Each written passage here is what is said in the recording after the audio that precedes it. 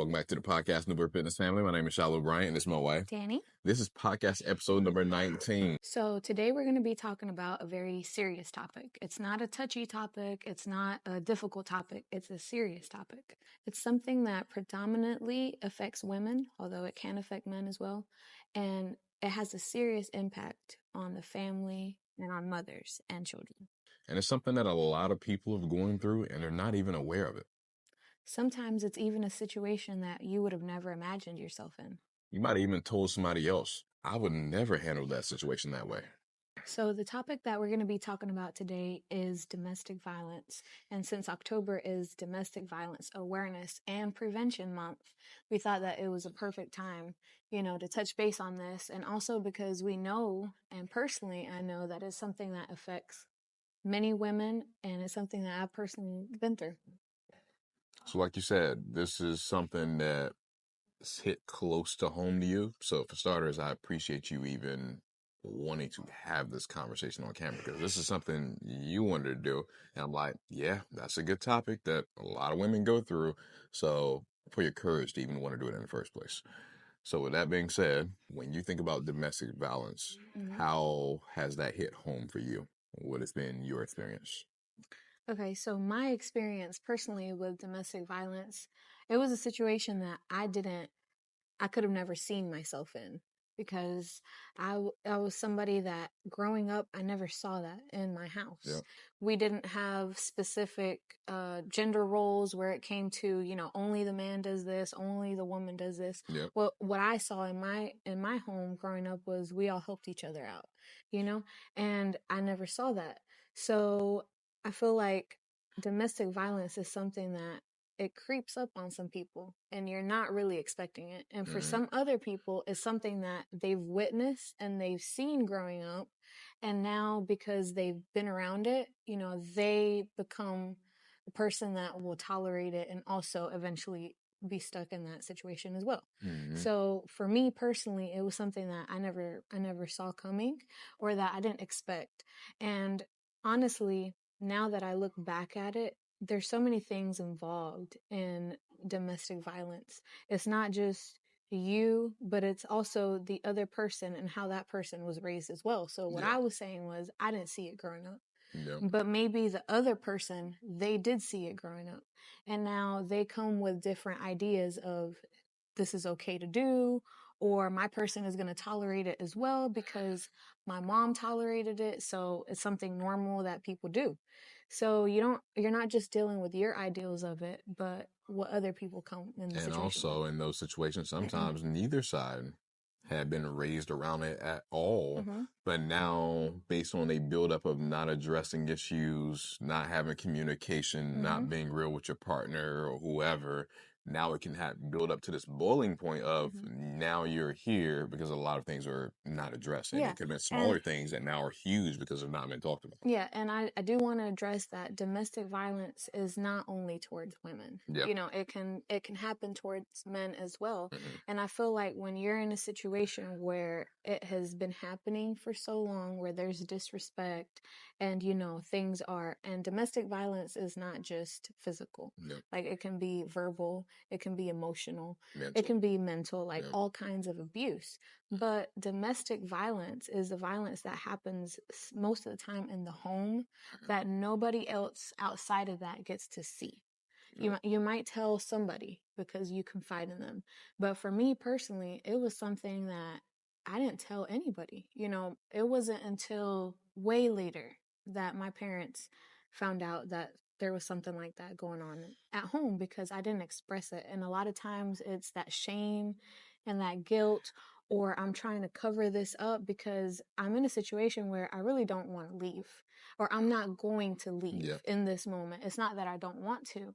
And I feel like that is a situation where a lot of women sometimes feel stuck because there's multiple reasons why you don't want to leave. Maybe you have children with this person, or maybe they are the providers of the home. So without that person, sometimes even comfort, like I've been with this comfort. person for 15 years. 20 years. Why am I going to go start with somebody else? Hey, I don't think I'm young enough now. Like I'm at this age, what's the point? I might as well just suck it up. So or just the ideals of society and how they could look at you if you've been with a person for so long, like you've already stuck it out, this long, why don't you just, stick it out longer, So I feel like those are the things that you'll think about before walking away from that situation. But I feel like the awareness is really needed because sometimes, and in many cases, you don't have the opportunity to walk away from it. It gets to a point where it becomes scary and it becomes life threatening. So Mm-hmm. that's why this is such a serious topic, because it might start very small. It may start with, the verbal abuse or the mental or, the emotional abuse. But when it gets to the physical abuse, most of the time it's the shame and the fear, but also that unexpectedness of, I didn't see that coming. And that just made me think too. Like, I think a lot of it stems also into self worth. Mm-hmm. A lot of it. That's the main thing. Because there's a lot of things that people can easily ignore or push off when you see this red flag Mm-hmm. happen here and you see a continuous pattern of that, and you're like, I'm gonna push that to the side. I'm just gonna focus on the good things. Oh, maybe that'll just go away. And in many cases, people are showing their best face in the beginning. Mm-hmm. So if they're already showing this in the beginning, what does it look like as comfort sets in, control sets in? What does that look like later? When you have a certain self-worth, you're like, in standards, I'm not going to allow a person to treat me in this way. Yeah, I'm not and going to you're allow a only person. going to go through what you're willing to tolerate. Exactly. So if you're willing to tolerate Yep. it, then you're going to keep going through it, Yep. and that's the cycle that is really hard to break, because not only is it difficult for the person going, through it, but it's difficult, for the other people around, because Yep.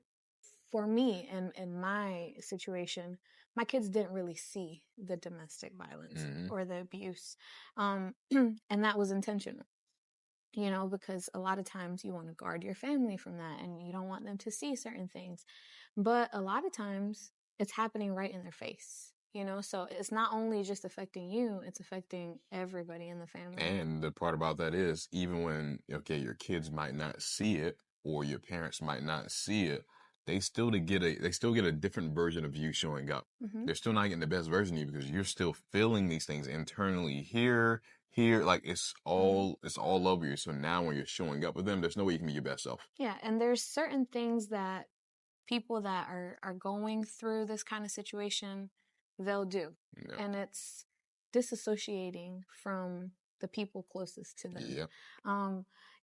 And sometimes that's actually coming from the abuser side, because they intentionally want to put you in a situation where you're isolated. Yep. Separation. From family, from friends. They get upset, if you're going with anybody, because they see it as a potential risk that you're going to say something about the situation. Yeah, because here's the thing, it's based on control. Like, if I can isolate you from everybody else, then I can control the situation and keep it how I want it. Sometimes that isolation comes with, I don't want my woman to go out and work at all. Mm-hmm. So now if she's away from her family, she's away from her friends, and she's not making any money, and we got kids together, what can she do? Yeah, she depends on me. Right. So there's still things she can do, but when you put somebody in the mindset of, this is all you have, I'm the best thing for you, it puts like shackles on their mind when they start to believe that. Mm-hmm.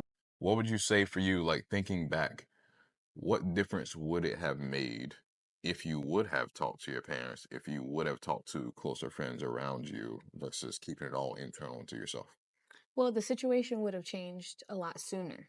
Mm-hmm. And the reason I say that is because I waited until it had already happened multiple times to do something about it. Mm-hmm. And most people, they don't do anything about it.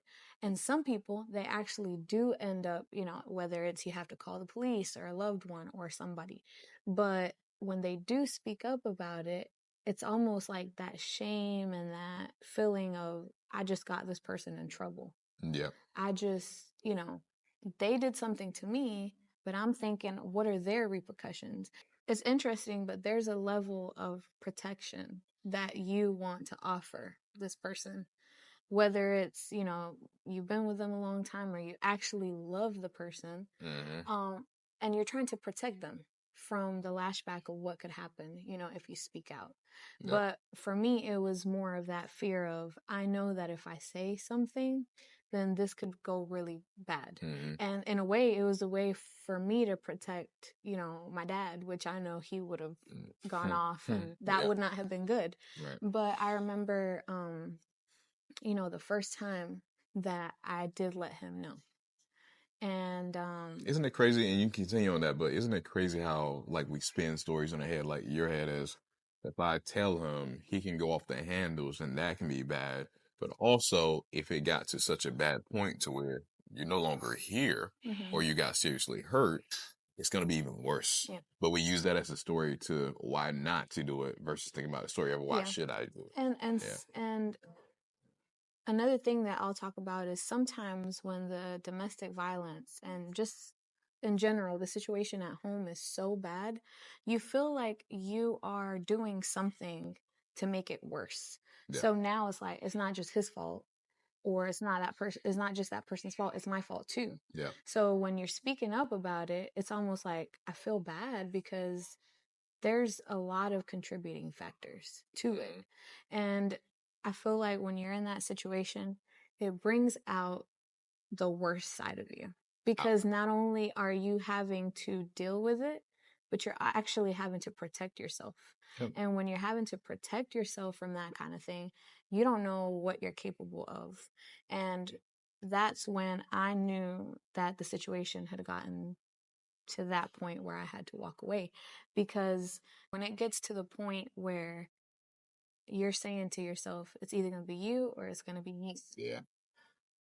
Then that's not good. Yeah, not at all. That's not good, because you're looking out for your safety, but you're also trying to protect yourself. And your kids at that point. Mhm. You almost like, I got to do it for them, whatever decision I'm making. Yeah, and that's ultimately what drove me to ultimately make the decision to walk away, because I was like, I've been staying in this situation for so long for my kids. And it wasn't just the domestic violence, it was other situations where I had decided to stay. But I think a part of that too is I remember that stage where it was like, when you're talking about the situation, you're talking about it in a positive light, as if nothing bad is happening, right? And I remember a conversation. I remember exactly how it went, but I remember your mind was just like, wait, I'm being abused? Well, and the way that came about was, when I was trying to figure out, I was actually trying to find a way to remediate the situation, because to me, you always want to go to just do everything you can to try to fix the situation. And I decided, that I was going to go to a therapist. And that's what actually happened. I was explaining to her, my situation at home and how I felt and, the things that I had gone through. And she was like, look, I don't typically say things like this, but when it comes to one of my clients' actual, their life, I have to say it. Yeah. And she was like, do you comprehend that you're in an abusive relationship?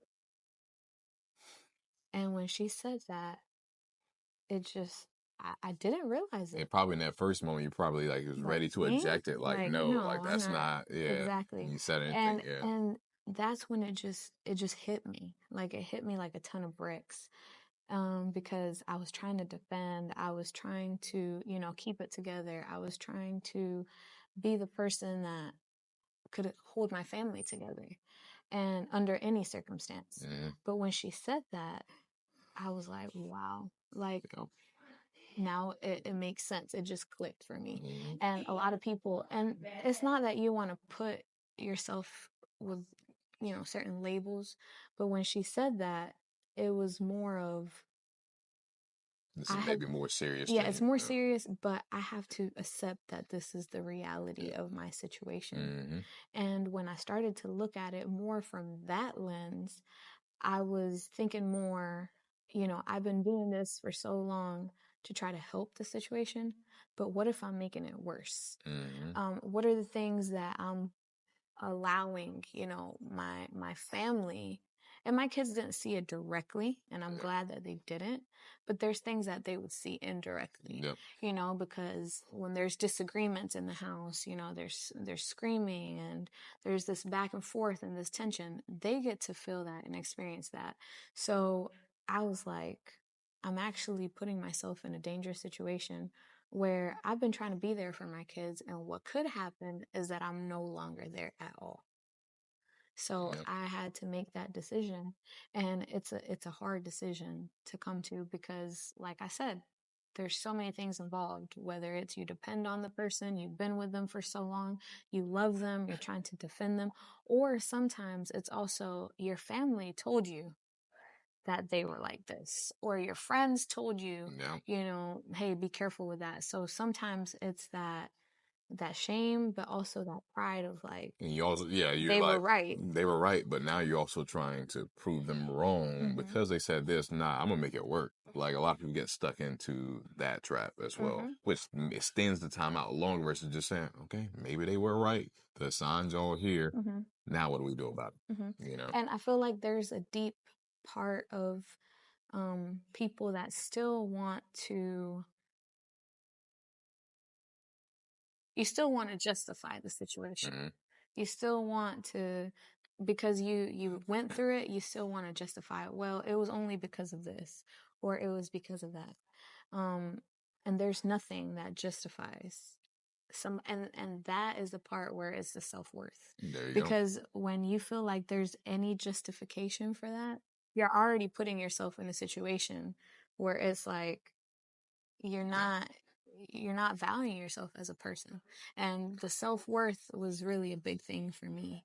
And a key point to that is, you know, when in a relationship, whether it's a partner, whether it's a friend, whether it's a business relationship, it takes both sides to make it work.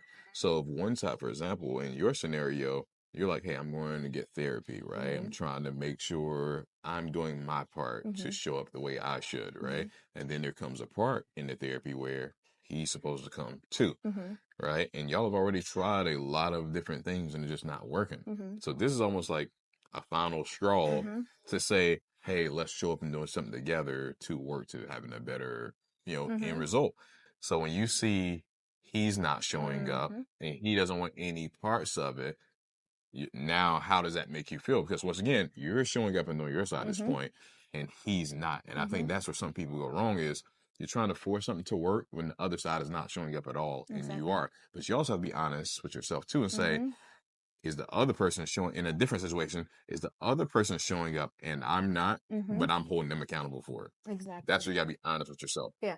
And I feel like I had gone a long time with being the person that wanted, you know, to fix things, be the person that wanted to say, hey, you know, we've already put too much time into this. Let's find a way to, you know, fix this. And it was more of having to face, you know, the reality of, I don't care if you grew up thinking that this is normal, Mm-hmm. but this is not what we're going to do here. This is not what I'm going to tolerate. This is not what I want my kids to grow up around.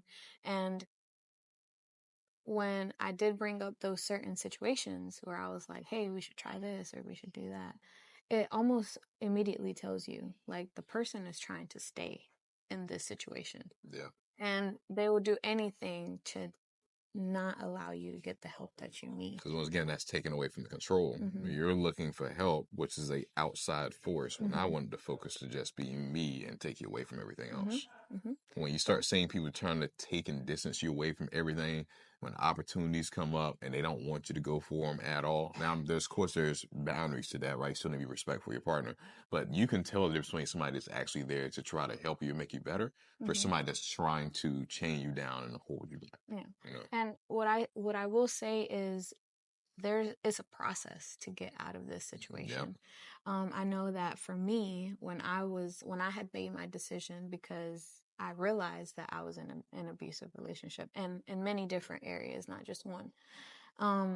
It was a process for me to be able to get out, Mm-hmm. because I think what people don't fully understand, and I've talked to many women about this situation where they're trying to leave a toxic environment. I always tell them, you want to be very smart about how you're moving, because when you're dealing with somebody that, you know, they want that control, or you've been with them for so long, or they feel like they have possession of you, it can get very dangerous. Because by any means necessary, you're going to stay, Exactly. we're going to stay here. Exactly. So it was Yeah. situations where, you know, phones were getting taken away, keys were being snatched, you know, you Yep. can't leave, you can't go. And you want to, it's almost like you want to be very strategic with how you're moving, because it could spin somebody, you know, somebody's head, and that could be the final straw. Yep. So And let's say you are the person where you're not in a situation, but that person that's in that domestic violence relationship, they open up to you, right? And you're the person that now you're giving them advice or feedback. You never want to just be telling the person, you need to do this. You need to do this. exactly. You need to ask them questions and guide them in a way. Like, I remember even us having those conversations. I'm like, okay, you hit this point. What does that mean to you? Do Mhm. you realize if that's what that means over here? What does that impact for your life? Right. So Yeah, even and when you finally, before I was able to do that, yep, before I was able to walk away, I remember thinking to myself, well, I have to have certain amount of savings, yep, because I know that this exactly. person is, you know, the primary provider of the house. So it was certain things that it's almost, you know, it's almost sad to say, but you have to plan to You try do. to get Mm-hmm. out of this kind of Because here's situation. the thing: if somebody just wants to cut it off right away, that is their choice. And depending on how bad it is, sometimes you might have to You do have to. that, right? But in the cases where you feel like, hey, let me just go ahead and start getting things right. If you already made the decision, because that was when we have, you already made a decision. You don't make that decision for somebody else, Hmm. no matter who you are. It's still their choice. Well, But you also want to be real with them. You don't want to be the person that's sugarcoating it yeah, and making it and seem better than it I've is. had You know, certain friends that have gone through this a similar no, situation, and you know, they'll tell me, "Hey, this is what I'm going through." And like you said, I ask all of the questions, no, because everything matters. You know, like how much time are you guys spending together? You know, do you work outside the house? How much are you making? Do you have any kind of support? If you went back and told your family, would they it allow you to matters. come in? All it You matters. know, or is it to the point where you are fearing for your life right now? Yep. You know, what degree? Because you could say, oh, well, you know, it only happens sometimes, you know, but when you make the decision that you don't want to deal with this anymore, then it could get very real very quick. Because a lot of time when people in that situation, they're not asking themselves any questions, at least not the right questions. They're Hmm. so focused on that, and you're just floating through life in a way that sometimes it does take an outside force to ask you questions that make you wait. I didn't even think about that. Hmm. Wait, oh, is there another way of doing this? So it's not, we're not supporting, hey, you're in a bad relationship or things are going a little rocky, just get out of the Right. relationship. We're not supporting that at all. Hmm. That's to each their own. If that's what the person want to do, that's up to them. But what we are saying is when you've tried everything you can, everything you know how, and the other person is not showing up at all, as well as now you're adding in abuse and things of that nature, something needs to be different because it's only a matter of time before one side cracks. It's just like a pipe. If you got enough pressure in it, it's eventually going to Well, and bust. I also made the mistake of, you know, it happened, it escalated, and the person came back and said, I'm sorry, it's never going to happen again. This is never going to happen. And because I wanted to keep my family together, I was like, okay, you know, I accept the apology and we're going to move forward. And a couple of years actually went by, and it didn't happen anymore.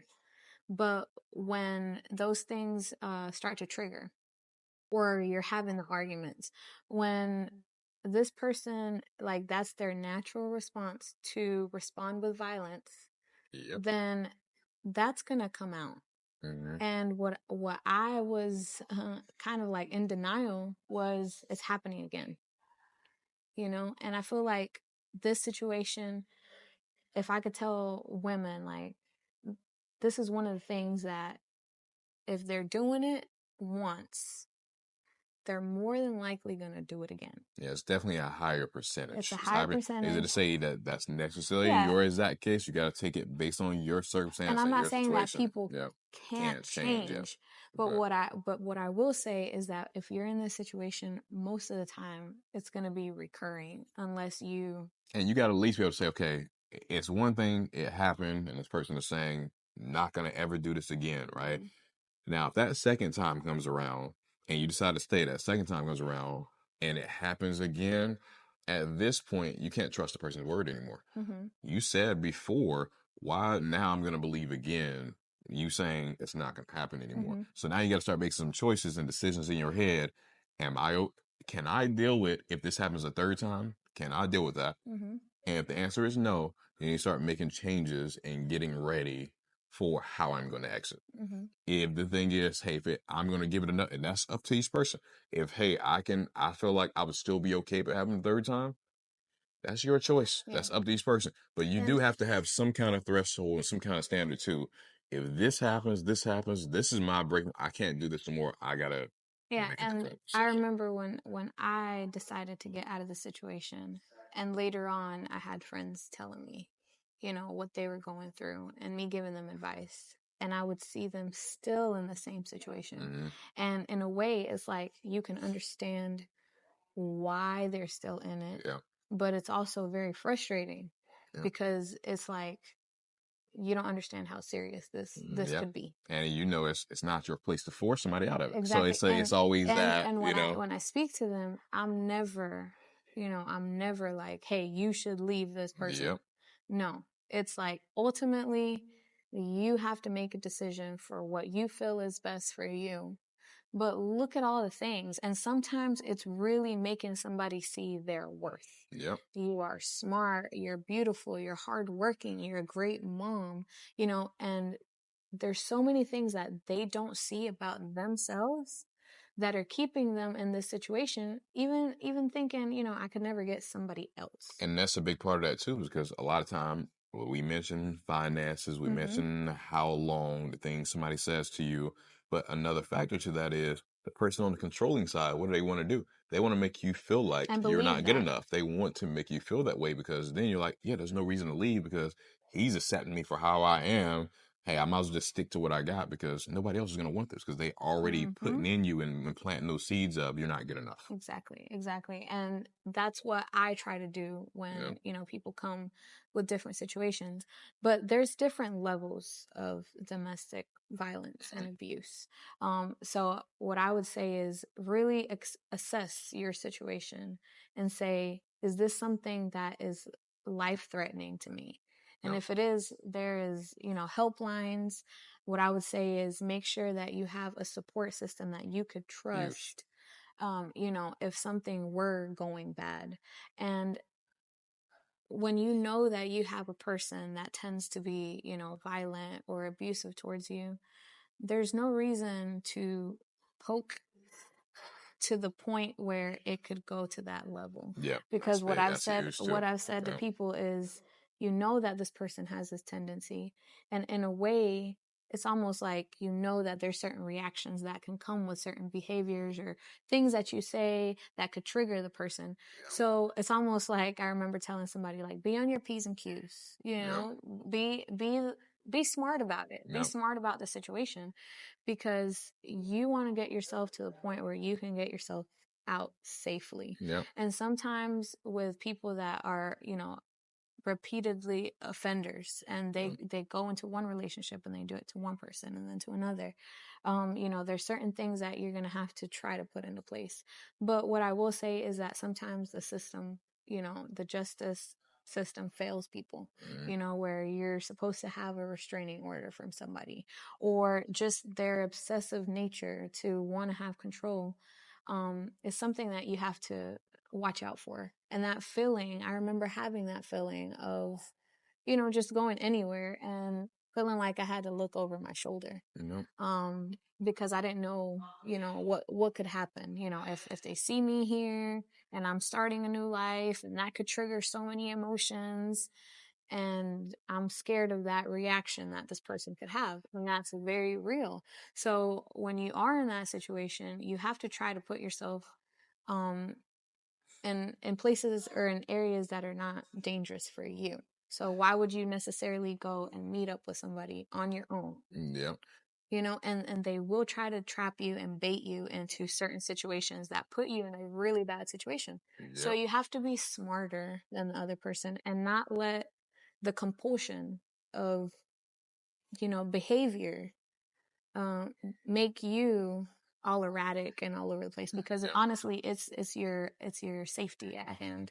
Yep. And with that, I also want to point out a thing, because once again, a big part of a lot of people staying is I've been here for a long time, right? And I don't want to get out because now I wasted all that time. Even when you said, when you were speaking about it, you said it was a mistake. And it's not a mistake, because there was a lot of growth and experience that happened where it was meant for you to be in that situation for other things to play out that you don't know about. They're going to help you later, right? So I don't want people to be so stuck in their head about, I'm not going to leave because of the time, right? That time wasn't wasted. You became a different person through that process. Well, And if you got to get out of it, and that's what you choose to do, don't use it as a waste. Use it, what did I learn from yeah, this and there situation? most of the time we feel like we want to hold on so tight to the things that we have, not realizing that there's something better, more beautiful, you know, on the other side when you really value yourself and you put yourself in a situation where you give yourself that worth and you give yourself that chance to be treated in the right way.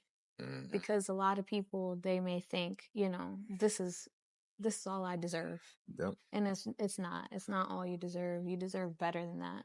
And I feel like it's everybody's own job to see themselves in a positive light enough to not tolerate that, And and that and to try to sometimes, move away from it. If you're in it, yep, try to move away from it.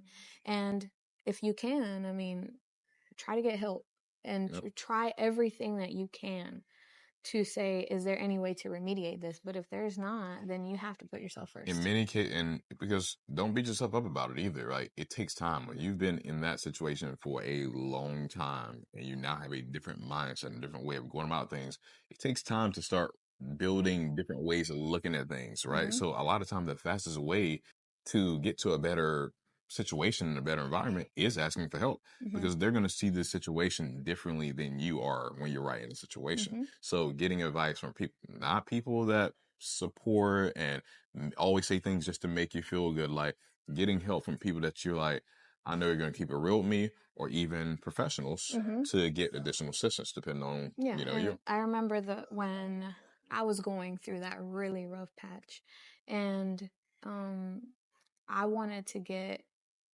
you know, guidance, or I wanted to get some kind of direction from somebody that has seen this many times. And I remember for me, I didn't allow, you know, because I had already started on my personal, you know, fitness journey and all these different things, but I didn't allow you to tell me certain things because I didn't want the information to be misconstrued. I wanted to come from a place of, I know I'm doing the right thing. So I remember when you introduced me to your mom and you're like, hey, you know, I feel like as a friend and even as a man, I've already given you all the information that I can give you. But there's certain things that I can't help you with because I haven't been through that. I'm not a woman. I don't have kids. So this is where you want to go to somebody that maybe has been through a similar situation or that has seen it multiple times, because they'll help you see it in a different way.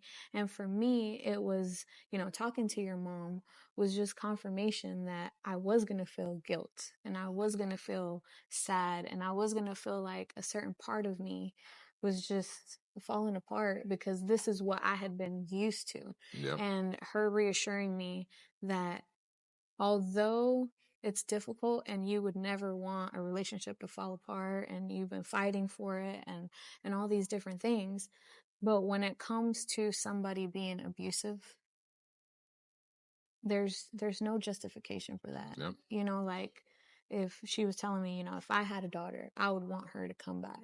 And those are the things that led me to just really processing the information and saying, how would my parents feel, if something were to happen to me and they didn't know that this was happening this whole time, and it just opened my mind to all the different situations. And I was like, she's right. I have had these thoughts, and I haven't wanted to walk away because of all the time invested and the kids, but nothing makes that okay. And she really gave me the reassurance, to value myself and to see all my worth and say, you've done a good job. There's nothing to feel bad about. Now you just have to find a way to move forward. And she was the one that gave me, a lot of the tips of, you got to be smart about the situation. Don't put yourself in risky, situations that you can't come back from, because what you're trying to achieve could, go the opposite direction. And a big part on top of what you mentioned of why I'm like, yeah, talk to my mom, is because on top of that, sometimes people need to hear advice from a different face, from a different voice. It could be the exact same thing in certain areas that are being said, but it's not being received properly because maybe you don't understand, or maybe you can't relate. Sometimes somebody can be dismissive of certain thoughts you might say that could be, if they apply that, they might be might be 10 times better. But if it's not from the right source, sometimes you need to hear somebody that you can relate to and identify with for the information to sink in and actually take root.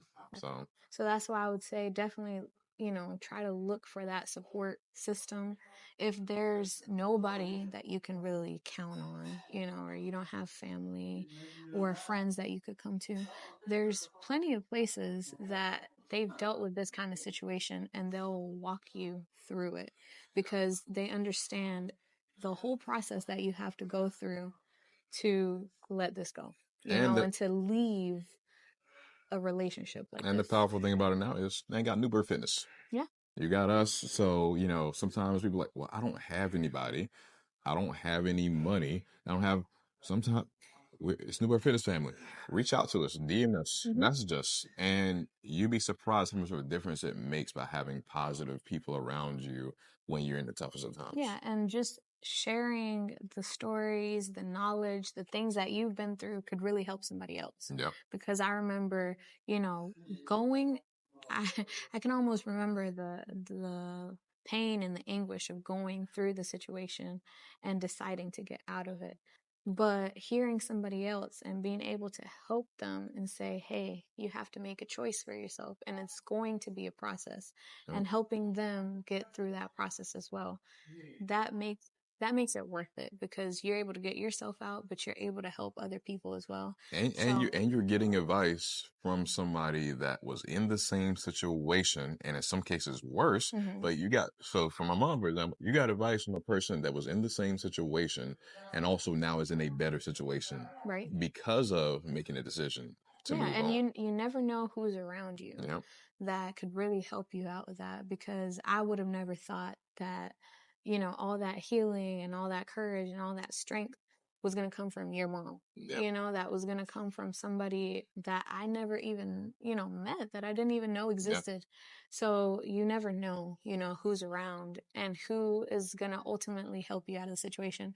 But what I would say is, don't lose that hope that things are going to get better eventually. And you have to do something about it. You can't just get stuck in it and think that if you don't do anything, it's just going to go away, because it's not. And don't try to erase your situations. Like, let's say if Danny was like, I wish that never happened to me. I wish that part, think about it, she wouldn't even be able to talk to you guys right now about this experience to help you guys maybe get out of the situation, make the situation better. She wouldn't be able to talk from that perspective to relate. When you asked me, what topic do you want to talk about for the podcast? I knew immediately that this is what I wanted to talk about, because the first thing I said is it could help a lot of people. I know that there's a lot of women that are going through a similar situation, that have been living in this for years, or that they never expected this, and now there's some kind of shame and guilt of getting out of the situation. So it's possible. Confide in the people that you feel like are your support, and if you don't have anybody, go look for help. Yep. Don't wait until it's too late to get out. And even for me, right, I never directly seen it in my life when it came to domestic violence. Dad was a preacher and they had a women's and children's shelter.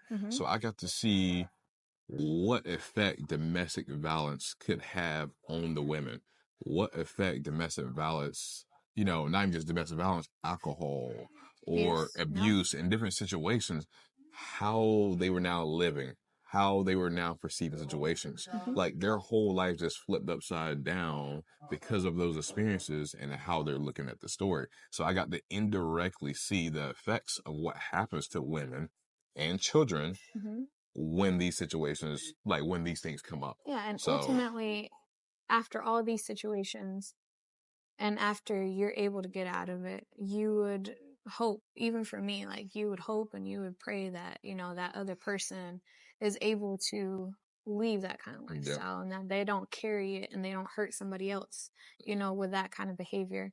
But at least you know that you've done your part and that you no longer, have to repeat the cycle.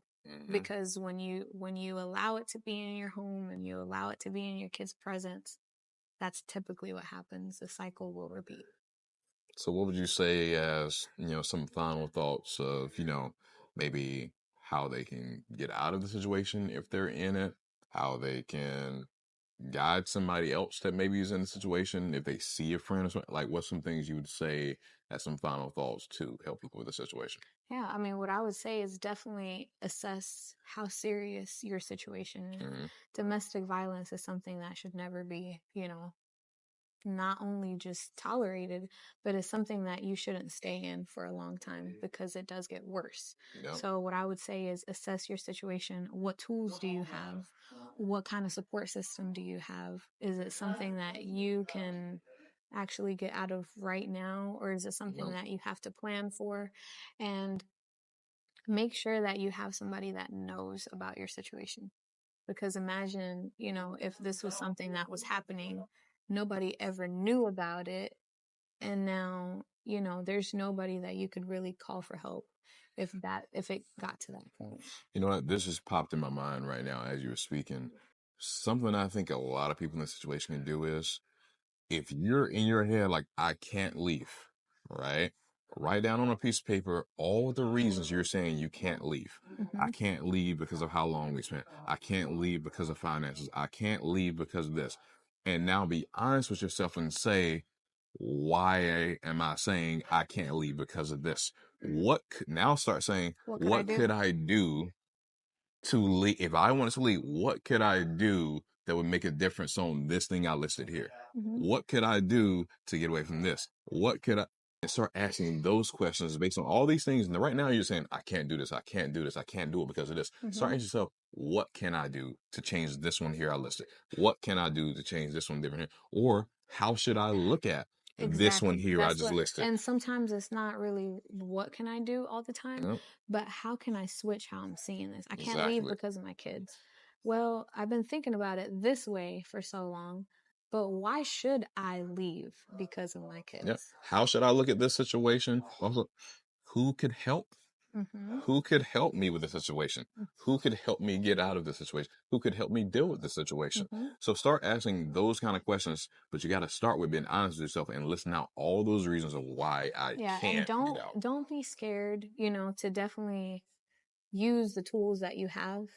Sometimes we don't want to get law enforcement involved. Sometimes we don't want to necessarily get a person in trouble, or we don't want to cause a scene. But sometimes that's necessary. It's necessary. So don't be scared to use your tools. That's what could actually get you, I could have never imagined what was on the other side of the things that I was experiencing. I never would have thought, being in a healthy relationship, or I would have never seen myself.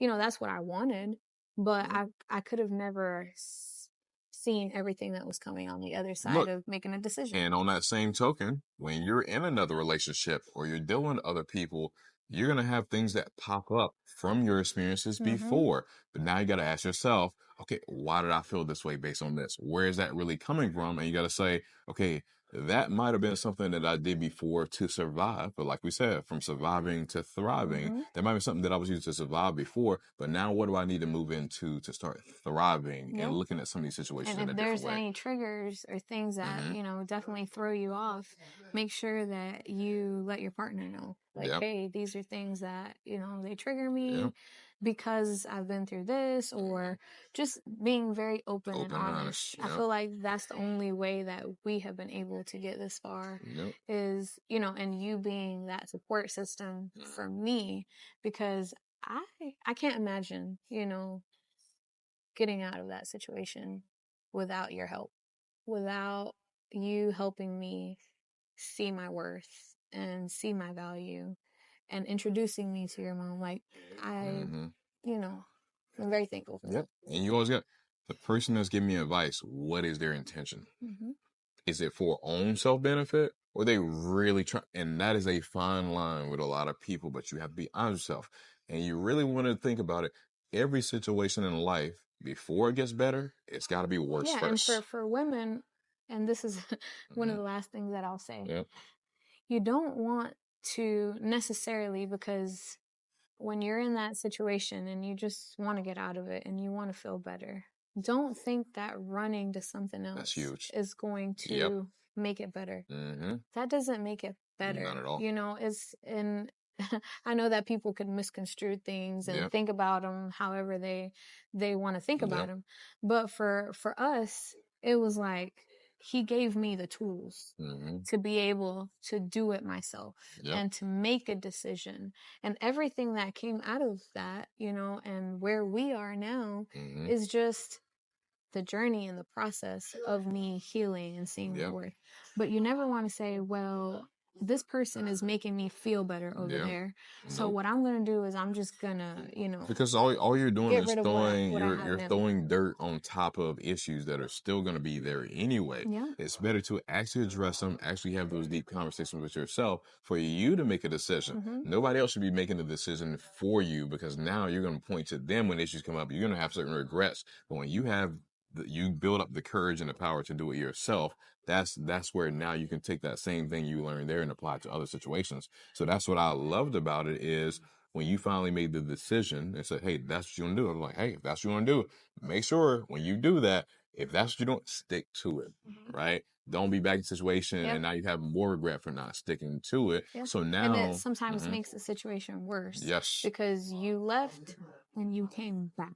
So now the Now the person can person double has more down. fuel and more Mm-hmm. fire to Yep. say, oh, this is not happening again, or you're not gonna Yep. go anywhere, Yep. So definitely, if you make that decision, make sure that you stick to it, and just look for the support in any place that you You know, can. there's a lot of strength that comes from going through those situations. Mm-hmm. Like, it clearly shows you that you right there in that moment, you be like, life doesn't get any worse than this. There's no way I'm gonna make it out of this. And that's the way you feel. But then you get to the next day and you get to the next year and you're still here and you're still fighting and you're still getting Yeah. better. And what I want, people to know is that it's going to be a process. Mm-hmm. It's going to be a process to heal from this. It's going to be a process to get out of it. It's going to be a process for your mind to think about it in a different way and to see it in a positive light. Now, the way that I see it is not only did I give myself an opportunity and my kids to grow up in a healthy environment, but I gave that person an opportunity to see what that person's actions could turn into, Mm-hmm. and that hopefully they would not take that and repeat it. And it's given them a chance to be in a place where they could really think and they could really process. And all of our all of the choices that we make have repercussions. Yep. And that's just something that as people we have to understand and we have to be able to accept. Yep. And is there things that I could have done better, and I could have picked up on red flags earlier, and I could have not necessarily been in this kind of relationship for so long? Yes. But I'm glad and I'm happy that I've been able to, move forward and see things now in a positive There light. you go. You don't beat yourself up about those things. Use those. Okay, I learned from that, and now I would do it this way differently over here. You don't get to the next situation and do the exact same thing. Yeah. But the one thing you really want to take away from this is there is no problem or issue or circumstance that's greater than you are. Whatever it is smaller than you, and you will get through it if you just push forward. Keep pushing forward. Don't let it stop you. Sometimes you'll fall back a little bit, but then you can hop over that and go to the next level. Yeah. All right. So it's just opportunity for you to show that resilience that's in you. On that note, that's the end of this podcast episode. We hope this touched somebody. We hope this is something that maybe it speaks to you, or you know somebody that it might speak to, that you needed to share it with somebody else. Could be a family, could be, some other loved one, a friend. Share it with somebody that you think needs to hear this. To the top we go, Newer Fitness family. Let's level up. See you next time. See ya.